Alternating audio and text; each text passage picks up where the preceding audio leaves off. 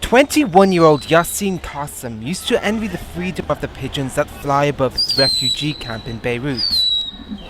Now he sings with them.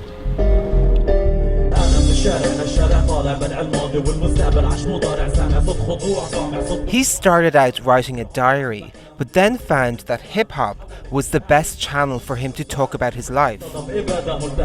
In rap you can say whatever you want, you can describe yourself in any word you want to say.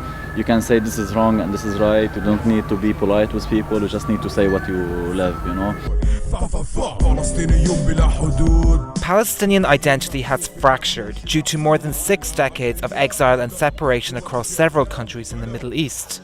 Rap says its Palestinian practitioners around the Middle East is the ideal cultural form through which to express the diversity of these Palestinian identities.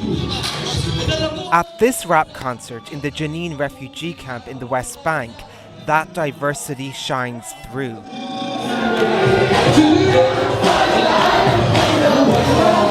District Rhymes Unit, a group from the West Bank, rap about their realities: checkpoints, Israeli military occupation, and an ineffective Palestinian Authority.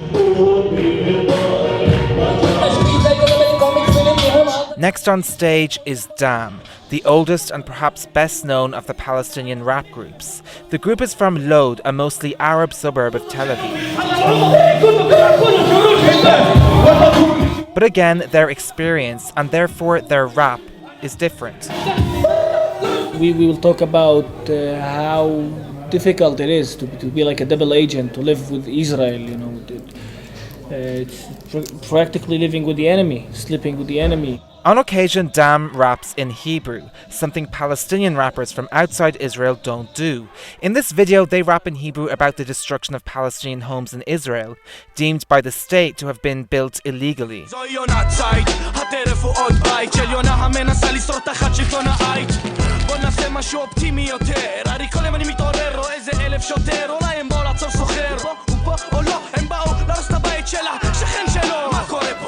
In Syria, home to over 450,000 Palestinian refugees, the reality and the rap is again different. Syria is a country that is extremely sympathetic to its Palestinian population, but it's also a regime intolerant of subversive social commentary.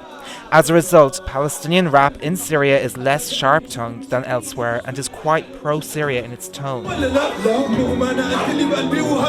Syria, it's we love it because Syria deal with us like refugees, like anybody from their country, you know. So we feel like we are Syrian.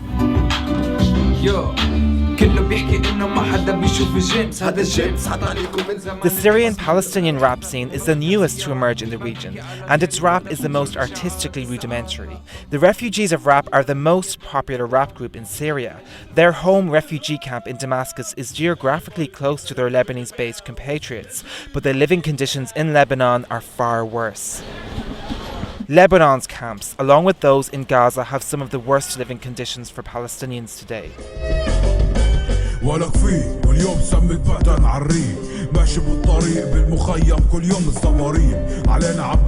Yassine Qassem is one of Lebanon's estimated 400,000 Palestinian refugees. They live in 12 refugee camps dotted across the country and face many restrictions from the Lebanese state, including not being allowed to acquire property or work in many kinds of jobs, regardless of whether they attain a college degree or not.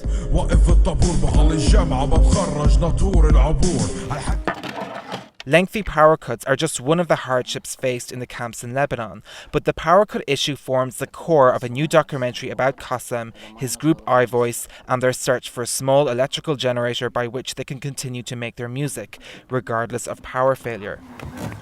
But for Qassem and for many of the other Palestinian rappers across the Middle East today, it is exactly these hardships that feed his rap.